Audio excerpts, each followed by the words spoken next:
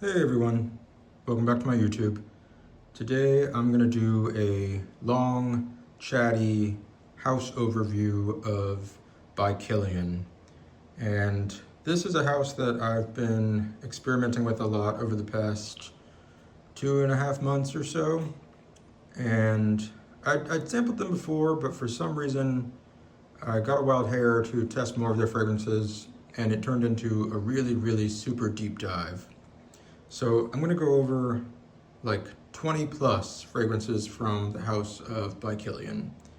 And I'm not going to rush, and I'm really going to take my time. So if there's a particular fragrance you want to hear about or you don't want to hear about, I'll try to include subtitles and maybe timestamps. I'll try. But let's get into it. So let's rewind a bit. I first got into the house of by Kilian, or not got into them, I first sampled them way back when, and you could probably sort through my videos and see when I brought up this set, but this is a discovery set of travel atomizers, and I got it on eBay. I don't know why, and it had 8 travel atomizers that are each 7.5 milliliters, and I got them, and I probably gave each one a cursory sniff, but for whatever reason at the time, I wasn't that into them, except for one, which I finished the entire travel spray and ended up buying a bottle. And I've also talked about that before. This has become one of my favorite fresh fragrances of all time. It's called Bamboo Harmony. And I got it because I ran through the decant or the travel size, and I decided I couldn't be without it, and I'm so happy I did. As you can see, I've made a pretty decent dent in this bottle. By Kilian fragrances come in 50 ml bottles usually, and this fragrance, I don't know, now that I've tried many more by Kilian fragrances, but I don't know if it actually fits into the oeuvre of all of the by Kilian fragrances. Except that it's very unique. I think that that's something that this house does well. They make unique fragrances. This is a bamboo, green tea, watery, fresh, slightly figgy, citrusy, sweet fragrance, but very fresh. Fresh and sweet. I have likened it to drinking like an iced green tea, but it also has a very spa-like quality about it. Very calming, uplifting, happy, just a beautiful fragrance. And it's by Kalice Becker. And Kalice Becker has done a lot of fragrances for by Kilian. I want to say she's done over 40 fragrances just for by Kilian. Of course, she's done things for other houses as well. She is most famous for J'adore by Dior, which I also own and love. And she's also the nose behind Tommy Girl. Anyway, Bamboo Harmony by Kilian is the only full bottle that I own currently, and it's a real love. But basically, I got that one and never came back to this discovery set after that, until recently. So let me fish these out real quick. So these are the 6 remaining travel sprays that I have from this set of 8. The 7.5 ml travel spray of Bamboo Harmony, I already mentioned that I ran through that quick, fast, and in a hurry, so it's gone. And the other one that's missing is the first one I'll talk about, which is called Rolling in Love. And I believe that one was created by Pascal Goran. It's a feminine targeted release, and it's pretty feminine, but it was an extremely interesting and good release. It is an almond forward tuberose fragrance that is very musky, but also lactonic and sweet, while also retaining this very strong, heady, narcotic, white floral aspect of the tuberose. It's really kind of enchanting. It's a lot. It's a very big perfume, but I grew to love it. my mom was visiting and she also loved it, and I ended up gifting her that travel spray. But I have since ordered another travel spray of Rolling in Love, and I'm very excited to kind of have that back on my shelf. So of these other 6 that are remaining, I'll kind of go from my left to right. And this first one is Moonlight in Heaven. It's been a while since I smelled this one, so I'm gonna put it on card. But this is like a tropical, fresh fragrance with a lot of really interesting nuance. So it has, I'm not gonna look up all the notes for every single one of these perfumes, but it has a mango note, which is very prominent in the beginning. It also has a very nice rice note, and there is something kind of sticky rice, culinary, lactonic, gourmandy about it. There's also like some herbs, like I get a coriander feeling from it. So think almost like, it's not desserty, but if there was a dish with fresh cilantro, mango, sticky rice, a little bit of milk, ginger, you're kind of getting there. But it's citrusy as well. It's very fresh. Like you could easily wear it in hot weather. It's got a vacation vibe, but it's also, it's got a very strong vetiver note in the base. And this is something that I talk about, I'm going to talk about in general by Kilian. They are known for having fragrances that have a gourmand touch. And it's true that many of the fragrances from this house have a very edible, gourmand, sweet aspect to them. In fact, almost all of the fragrances have a gourmand aspect.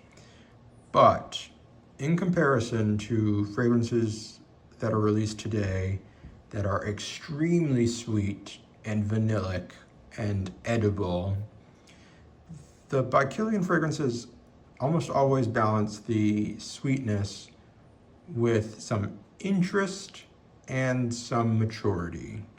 So in Moonlight in Heaven, you get mango and rice and sweetness and ginger and citrus.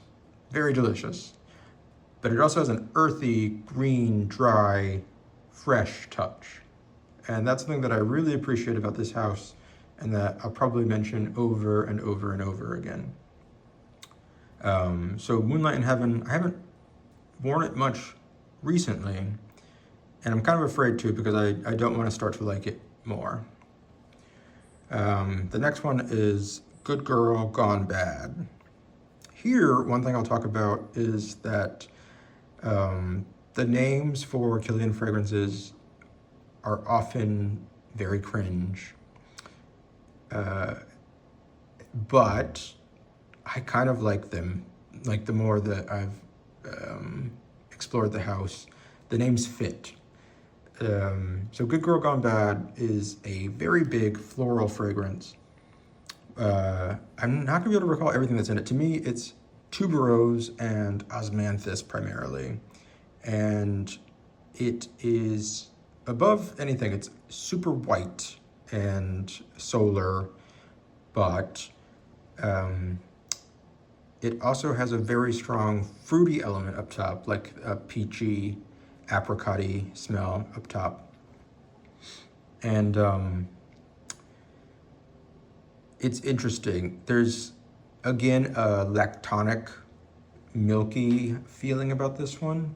And when I first spray it, it has this extremely sour, almost stomach-turning, like sour milk kind of quality, on top of that peach and giant tuberose and osmanthus and jasmine and lily, and it's very intense. And for the first like 30 minutes to an hour, it's a little bit nauseating, and in a weird way, like it almost turns my stomach, but I can't stop smelling it, because it's got that like weird, like disgusting, great, awesome, you know, when something is just like weird and you want to keep smelling it.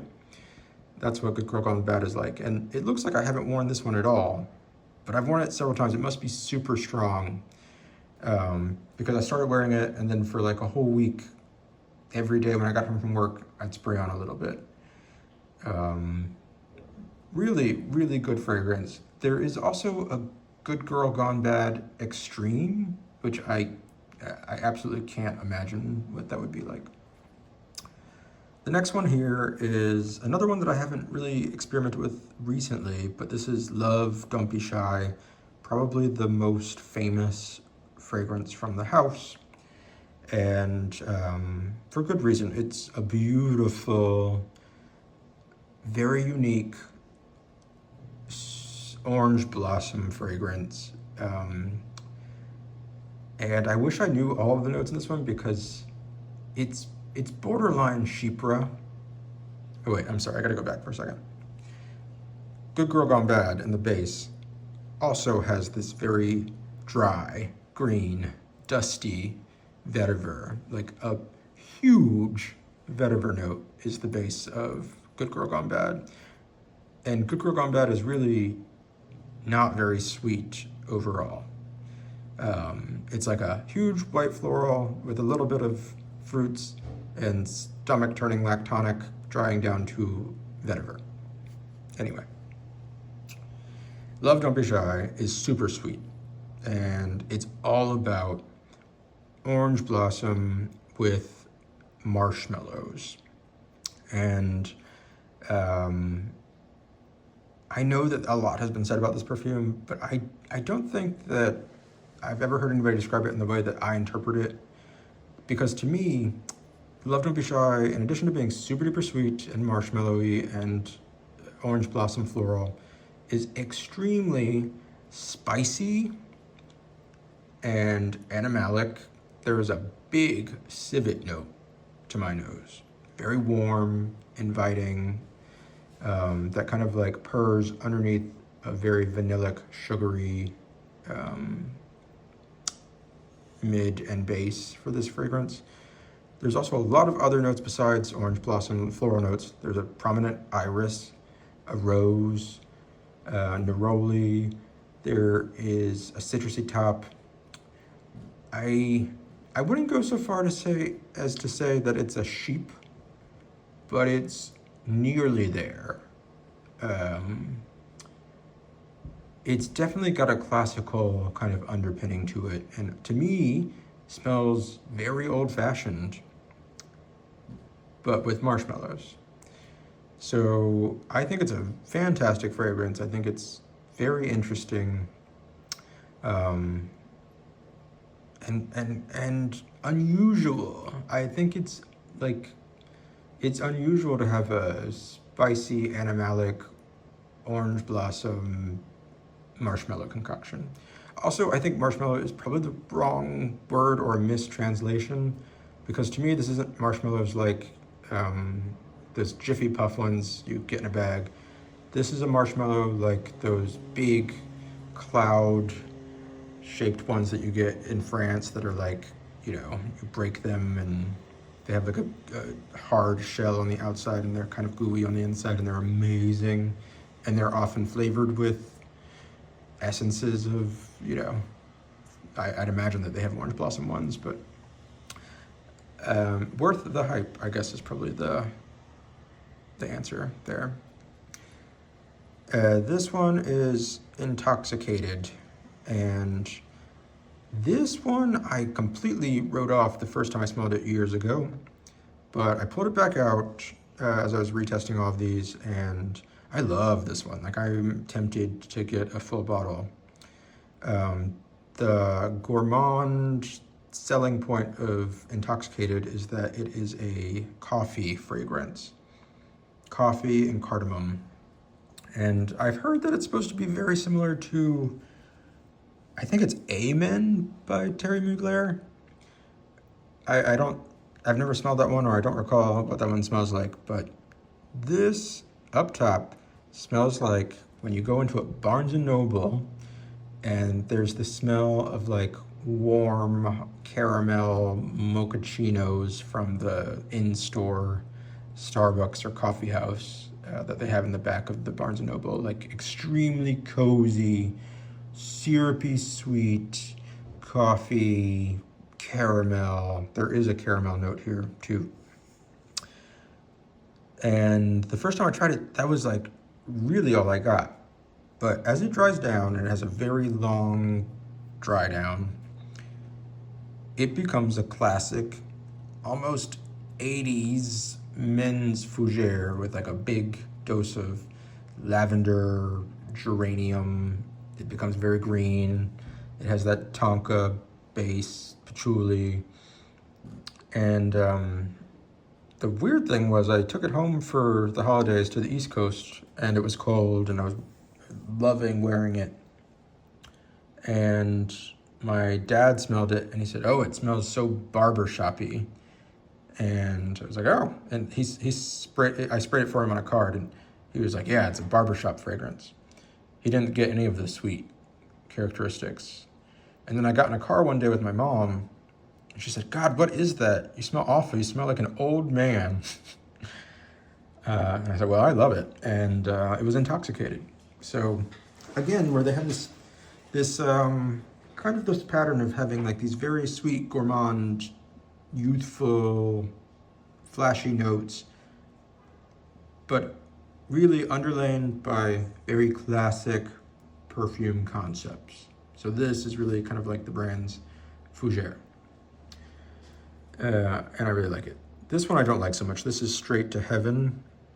And I'm gonna spray this one too. Let's get a card. This one is supposed to be from, I think it's called the Sellers Collection. So the ones that are inspired by, I don't know, I think this one's definitely inspired by alcohol. It's like a rum, dried fruits fragrance. Smelling it here, I'm liking it a little bit more. But on my skin, it was a combination of just like a straight up brown liquor on moss and patchouli.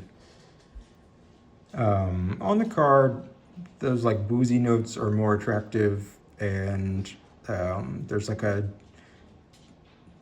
more of an identical dried fruits kind of feeling. I might have to revisit it because it's very nice on card. But again, on my skin, it was like very literal alcohol, like smelled like you had been out drinking, and kind of stale. And as it dried down, it got sweeter and sweeter, and it felt kind of like sticky in the way that like the surface of a bar is sticky with like, you know, residue from alcohol and etc. But I'll have to revisit it because on card right now it smells better. But that one was not one of my favorites. It's also very, it's not very masculine. Like there's nothing about it where it's like a woman can't wear this, but it is masculine leaning. I'll just leave it at that. And this one is Black Phantom, which I think at one point had some level of hype about it. I'll spray this one too. This one is, I think, a chocolate and coffee fragrance.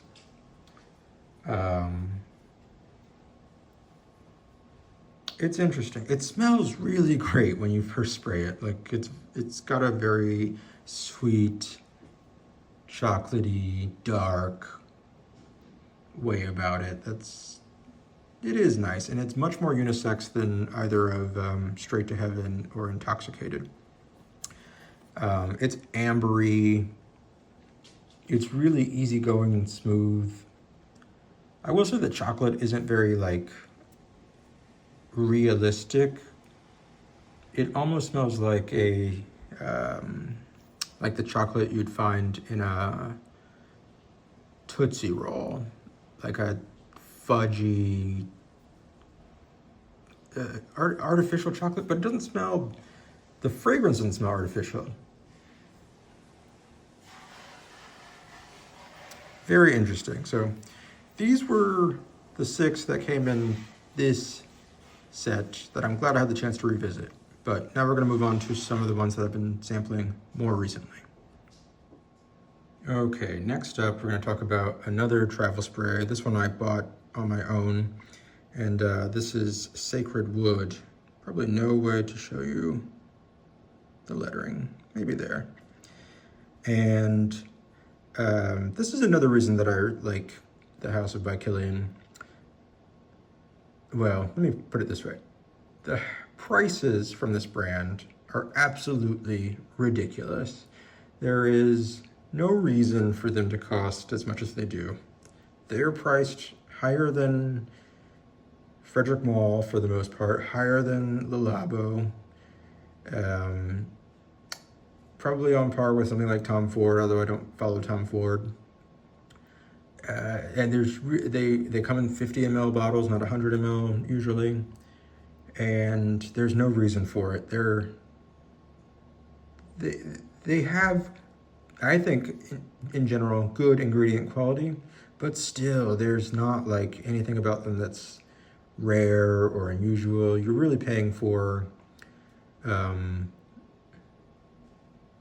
you're paying for exclusivity, the brand, the marketing, the bottles.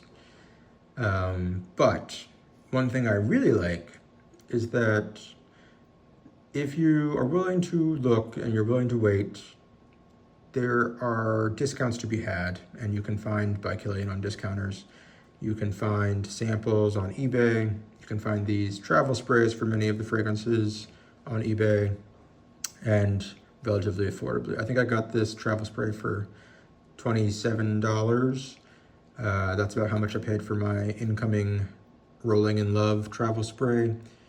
I think for this full bottle of Bamboo Harmony, so for instance, the retail price for Bamboo Harmony is $295 for 50 ml, or like $6 a milliliter. I think I bought this bottle for under $150, and that is an appropriate price. Maybe a little bit, I would pay maybe a little bit higher for this because I do love it. But not $295, that's absolutely outrageous. Anyway, back to Sacred Wood. Sacred Wood is a sandalwood fragrance, and it is so lovely, 100% unisex. It is a old school, this is my opinion, but it reminds me of several old school Italian sandalwoods that I've tried. It's dry, it's kind of sour, it's milky. There's also a clever like fig note here. I don't know if fig is listed. I don't think fig is listed at all. I think there may be a coconut note in the official note listing, because that's also here. Very lightly, but it's very green, it's sappy, and a little bit incensey in the way that like a sandalwood incense is. And it has a little bit of this like sour milk. I know that sounds disgusting, but really on skin, it's really enchanting. It has an ambrette note, so it's musky, and on skin, it just projects the most like cozy, natural, sexy, exotic. Like, it makes me feel like I smell like an Indian fertility deity. It smells so great. And I wore this at home also when I was home for the holidays, and I got an enthusiastic, oh my God, what is that fragrance you're wearing, from a stranger in J. Crew. And it is really that good. It's like, I would chase after people to know what they were wearing if they were wearing this. So that's Sacred Wood. Next up, I got this 2-pack, which is 2 samples, one of Woman in Gold and one of Gold Knight. I always want to call it Gold Man. But this was a duo of fragrances that was released, I don't know when, some time ago. And I think it's like based on something to do with Gustav Klimt, the painter. Anyway, they're both honey fragrances. And I have smelled Woman in Gold on paper, but not on skin, because I didn't really like it on paper, and it has a listed Akigala wood note. And I knew that if I put it on skin, I was gonna be wearing it for like 2 days.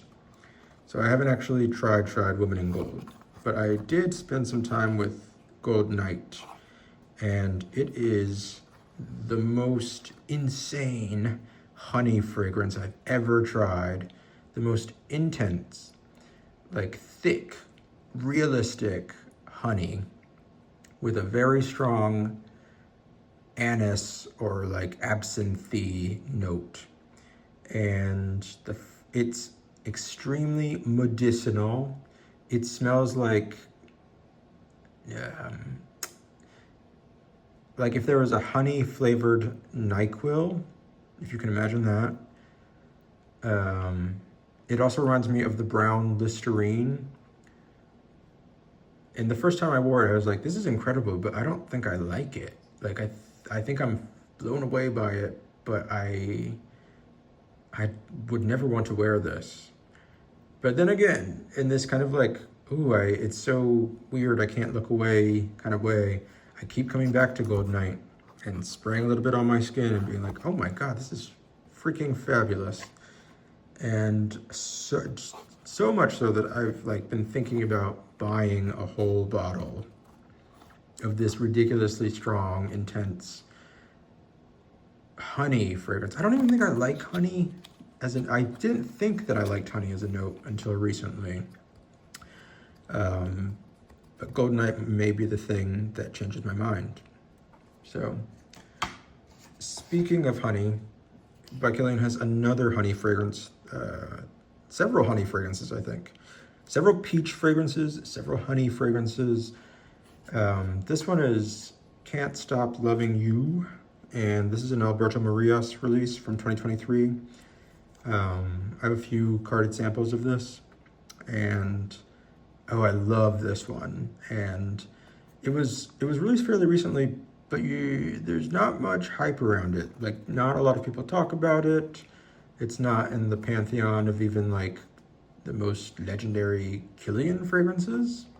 I don't know why it would have flopped, because I think it gets good reviews, but maybe it was just like they didn't do enough marketing or something. But this is Orange Blossom. So again, another Orange Blossom fragrance, honey, and then it's got a very interesting labdanum, like not an amber base because it's not vanillic, but like a leathery, grainy, sticky, resiny labdanum base.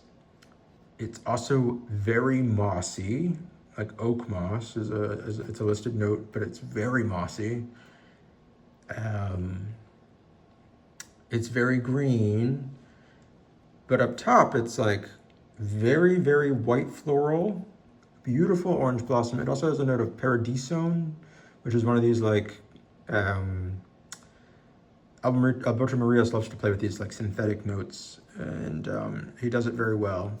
So it's this very intense, like uber, hyper realistic, narcotic white floral. Then a big dollop of honey with all the like kind of animalic, slightly like pissy, sweet graininess of that. And then again, that like resiny, slightly incensey, mossy base. Beautiful.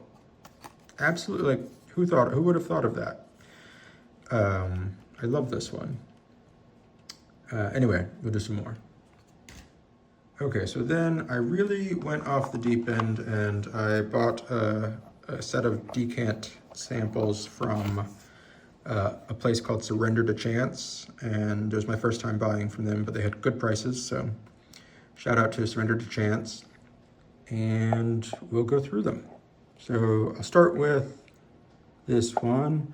This is Angel Share, which is probably now the brand's most or second most famous fragrance behind Love Don't Be Shy. And I didn't love this one. It's fine. This is a fragrance that comes in the bottles that look like highball glasses. And I wasn't aware of this, but those fragrances that come in the highball glasses are actually like a cheaper diffusion line of by Kilian. And they don't have the same level of quality that the flask bottles have. Slightly different quality. No, I would say that they're much lower quality. Anyway, Angel Share doesn't smell bad to me at all, but it's very simple. It is this opening that is a boozy, cognac-y, slightly fruity, in the way that cognac is fruity, I guess. Which I like cognac. I think Brandy is a truly underrated liquor. I don't know why, it's not really drunk at all in this country. Anyway, setting that aside, Angel Share opens very boozy, realistic, sweet.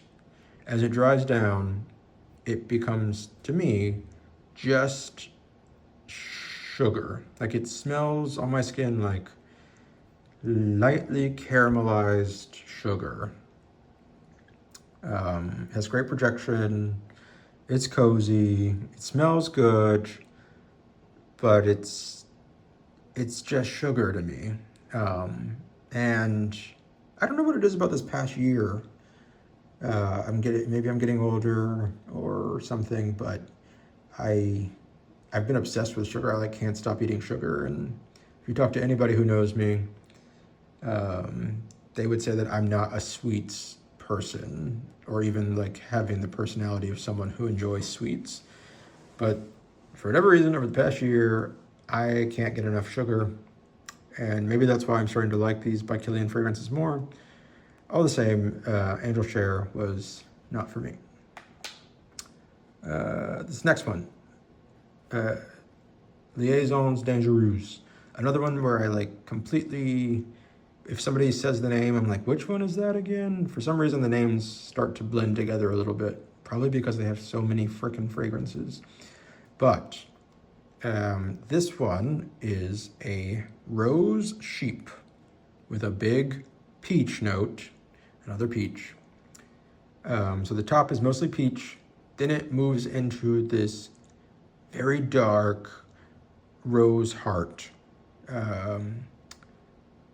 which reminds me the most of Frederic Mall's Une Rose. It's got that very purpley, almost blood-like, truffly, just very intense red rose. A little bit metallic maybe. An interesting rose note. Slightly sweet too, slightly syrupy, the rose. So that peach sweetness fades into a syrupy dark rose. And it sits on a base that is, again, kind of green, mossy, patchouli, and vetiver. It's very old school in a way. This one I think is discontinued. It's quite good, but not really worth chasing. There are other things quite similar to it. This one is called Flower of Immortality, and I freaking love Flower of Immortality.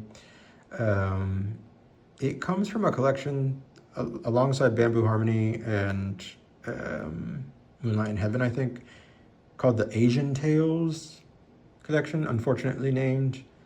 And I have no clue why Flower of Immortality is included in the Asian Tales. It has really nothing to do with Asia. I guess it's it comes in the blue bottles basically, but it's fresh, floral. It's a giant peach that fades into a rose, that fades into a tonka bean. And like at first sniff, it really kind of just smells like a peach Nivea cream, like the Nivea cream that comes in little blue canisters.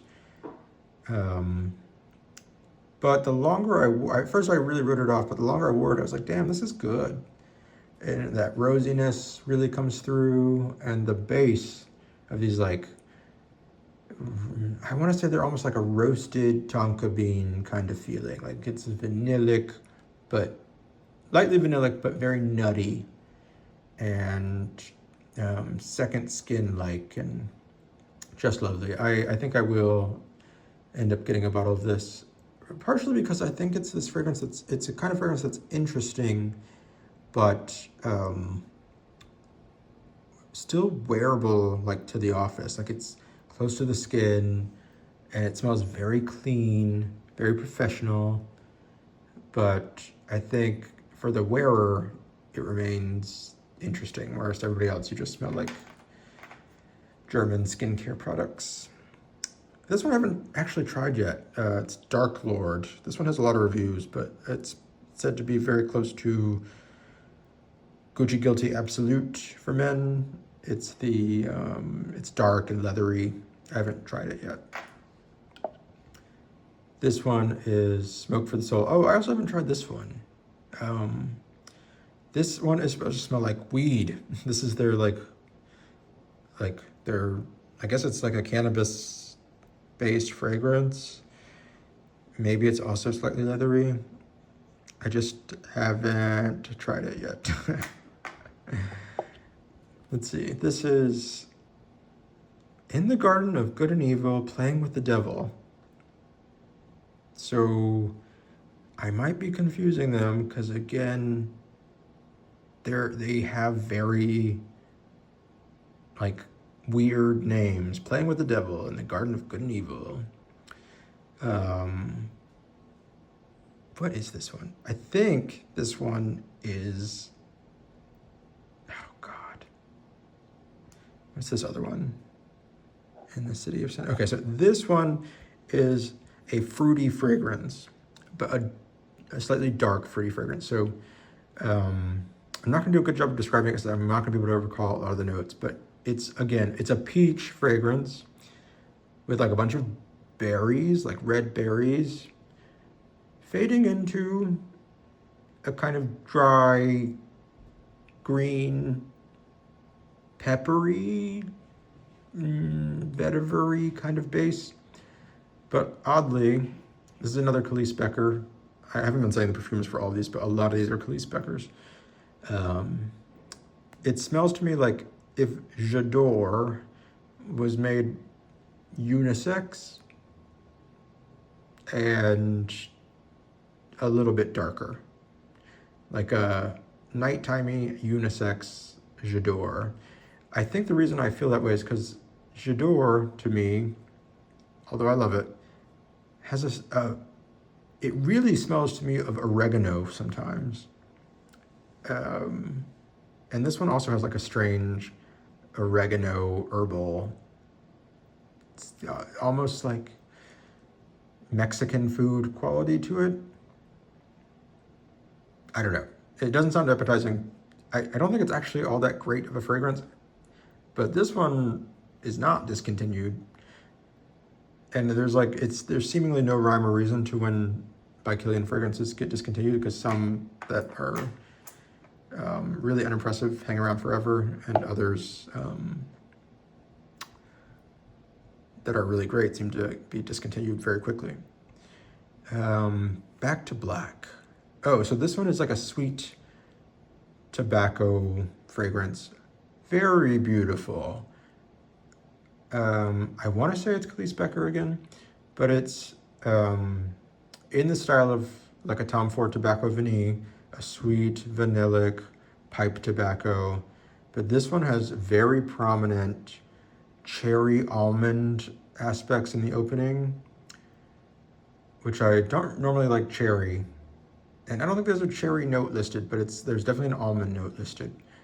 But it's beautiful.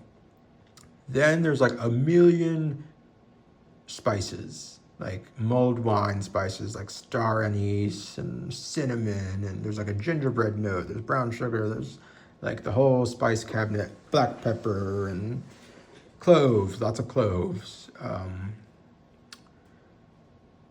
And it dries down to like a tonka-y, sweet, warm, amber. It's not my style at all, but it's very well done. And I think it was hyped back in the day.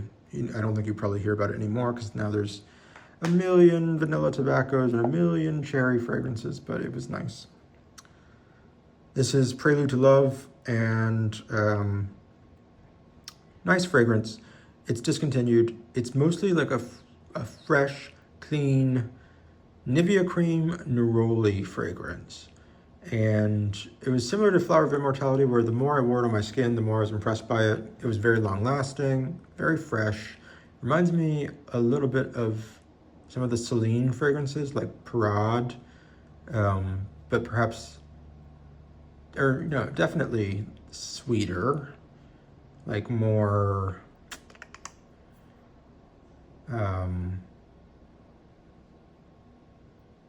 more floral than Parade. Actually, a better comparison would be Petite Matin by Maison Francis Kirkjohn. But again, like a little bit of bakery, croissant element to it. The more I talk about it, the more I'm like, I like this. But it's discontinued and very expensive and hard to find, and probably not worth pursuing. This one is another very popular one from their like lower line diffusion collection that was sold at Sephora, or is sold at Sephora, but it's called I Don't Need a Prince by My Side to Be a Princess, and popularly it's called Princess. This is a green tea and marshmallow fragrance. Green tea, marshmallow, and ginger. It didn't impress me. It's much more of a literal marshmallow than Love Don't Be Shy, for instance. But I do think that the like green tea ginger part is at least interesting. Like it's not just like green tea, like Bamboo Harmony is a drinkable, cold, iced green tea, like an Arizona green tea. This is more of a grassy, matcha, like powdery green tea with a fairly astringent ginger note. So I'll also say that I found it to be very light when I wore it, like not strong, not super perceptible, not highly projecting, and didn't last that long either. It's not for me, but I appreciate its cleverness. This is the one that I was confusing with the other one with the ridiculous name, but this is In the Garden of Good and Evil, in the City of Sin, which, like, the cheesiness of that. Anyway, I tried this one recently. I didn't love this one. It's a peach fragrance at top, but like peach, apricot, like stewed stone fruits, like a pear. You know that thing, what is it called? I guess they're probably just called mulled pears. But if you can imagine plums, pears, apricots, peaches, all in like a warm red wine reduction, you're most of the way there with this fragrance. As it dries down, it gets woodier and more incensey, but it's actually very sweet. Almost cloying to me. And I think it's, of all the fragrances that I'm going to talk about today, probably the least by Kilian, because it just doesn't share the same DNA. There's nothing there's nothing floral about it. It's quite linear, and it reminds me more of a fragrance from like Serge Lutens. I think the one that it's compared to most frequently is Femininity de Bois, which I have tried that one actually, and I would say it's probably accurate. Like that plummy, dark, overdramatic, melodramatic Serge Lutens kind of style, which really doesn't appeal to me. Oh, and this one is empty. This one is like, oh god, this one is so freaking good. It's discontinued. It's called Light My Fire. It's from the Addictive State of Mind collection. And what can I say about this fragrance? It's a tobacco fragrance, but it also has notes of hay and almond, mint, cumin, and to me, oh, I just got a little on my finger. It smells like if you have ever had there's this place that sells custard ice cream where I grew up, which is like ice cream with eggs or some shit, and it's so good. It smells like custard plus almond plus vetiver and hay and nuts, tonka beans, and Indian food. Like the opening is very like cumin-y, bio, not quite bio, but like just spicy and interesting. It's so good. And it opens amazing. The mid is amazing. The base is to die for. And I have very seriously considered buying an overpriced bottle of this discontinued gem.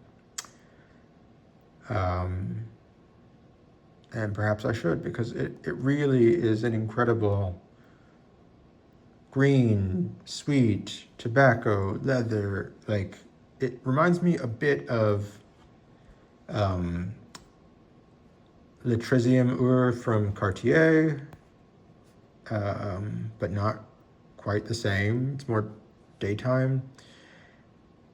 It also reminds me a bit of Duel by Goutal, but darker and sweeter. God, it's really magical. That's Light My Fire, and we still have quite a few to go. Okay, so I know this video must be like an hour long by now, so I'm gonna try to speed it up, but no promises. This is a discovery set that I bought, which covers the fresh fragrances. There are a few duplicates in here, so we don't have to talk about all of them. Like this one is Moonlight in Heaven, so don't have to talk about that. This one is, let's see if I can get it out. This one is called Kologne Shield of Protection. You're just gonna have to believe me because you're not gonna be able to see it. Kologne Shield of Protection. This is by Kilian's take on a traditional like 4711 type cologne, but it's a beast mode cologne. I don't know what they put in it to make it so strong, because it also doesn't smell particularly synthetic. But because it's in the actual like blue bottle collection. It's in like the $295 collection. So it's oranges and bergamot and rosemary, I'd say, are the primaries, drying down to something that's like, I don't know, just a traditional nice woody cedar. Very fresh, very, I think it leans masculine for sure. But if you live in a hot and humid place, I would highly suggest getting your nose on that, because it's just fresh, it lasts. It's got a nice like kind of blood orange quality about it, if you know what I mean, like that sweet. So that's Kologne Shield of Protection. This one is called Vodka on the Rocks. This is from that less expensive collection of rocks glasses fragrances. This one is really weird, and I think it gets bad reviews or mixed reviews, but it's vodka, lily of the valley, rhubarb, ambroxan. Maybe there's like an ice note, rose. It is so weird. And in the beginning, it smells like literal vodka, like you just took a shot of vodka. And it's not particularly pleasant. As it dries down, those like strange lily of the valley rose, rhubarb things kind of come sparkling through. Oh, that's the other thing. It's extremely aldehydic and squeaky, clean, like in a very like almost kind of vintagey way, like an Estee Lauder white linen sort of way. Then come those weird like cool, icy lily of the valley, rhubarb, rose. Then in the base, it's like an overdose of ambroxan and isoe super, and it smells like another 13 from the Labo. But probably more masculine. It's a weird fragrance, and I'm kind of looking forward to revisiting it because it's very strange.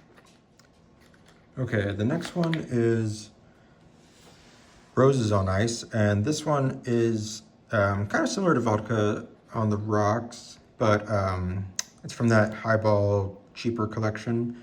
This one is roses and cucumbers. Cucumber is very, very prominent, so it's very green, extremely fresh, icy, cold, and rose is definitely the focus, I guess, but honestly, on skin, it doesn't feel super rosy. Anyway, if you can think of an aquatic, cold, cucumber, rose, icy drink, but it dries down to being an uber masculine kind of musk. Like, probably the closest thing I could compare it to would be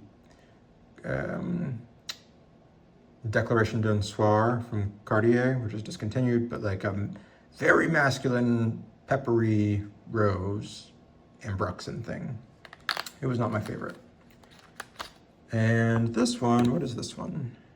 Oh, this one is apple brandy on the rocks, which I thought was disgusting. It's like angel share meets green apple, and it's also supposed to be like fresh, so it's got like I don't know, all kinds of synthetic-y, bergamot-y. It's not good. It's overwhelmingly just like a synthetic green apple, but boozy and kind of gross. So didn't like that one at all. So that was the fresh discovery set. Okay, this may be the very last one, and it's fitting because this is the newest fragrance from by Kilian. It's called Her Majesty, and they describe this one as being the brand's first sheep. But as you can tell from the fragrances I've already discussed today, this is definitely not their first sheep. So whatever, more power to the marketing team. But this fragrance, I actually blind bought the travel spray, and because I didn't know where to find it to smell it. But thankfully it came with this carded sample in the same box, because I like it, but I don't think I like it enough to own it. So I think I'm gonna send back the travel spray. But Her Majesty is a peach fragrance, so it's a big giant peach up top. But to its credit, it's really an interesting concept. So it's supposed to be inspired by the cherry blossom season in Kyoto.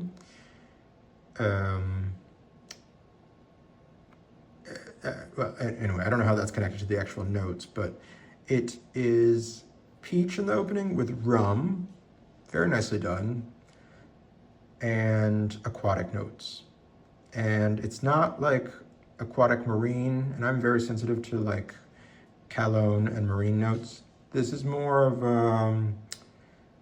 a suggestion of water. It's dewy. It's like dew on the skin of a peach. Then it becomes rosy, and there's also an ambrette note, and so it's rosy and musky, and it's very dry. It's not at all sweet.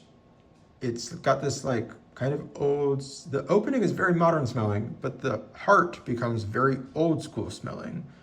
It's like a pink rose sheep in the heart. And it's nice. It does it well.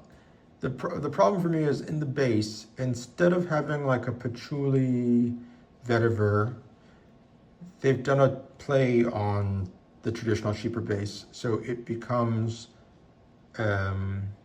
it's overwhelmingly papyrus and cypriol combination, which, you know, I'm surprised it really does replicate that scratchy patchouli vetiver combination from other sheepers of the past, like especially the 70s, 80s sheeps for women that were like kind of like, I don't know how it's described, but scratchy. But for me, that cypriol note is so tinny, not just here, but like anytime I see cypriol, I always think of it. It's very high pitched. It lasts forever. This lasts forever on skin. And that note is really challenging for me. But the more I smell it, the more I'm tempted to keep the travel spray. Because it is a nice fragrance. It's very unusual. Again, peach, rum, ambrette, rose, like sheep. I don't know. So that's the latest. Anyway, y'all, thank you for sticking with me through a very long, very chatty, winding discussion of the House of by Kilian. I think you can probably tell that I have really enjoyed trying many of their fragrances. But I'd love to know what your take on the house is. I know it's a divisive house, so let me know if you own any, let me know if you hate any, let me know which ones are your favorite. I'd love to hear it down in the comments, and I'll talk to you on the next video. All right, bye-bye.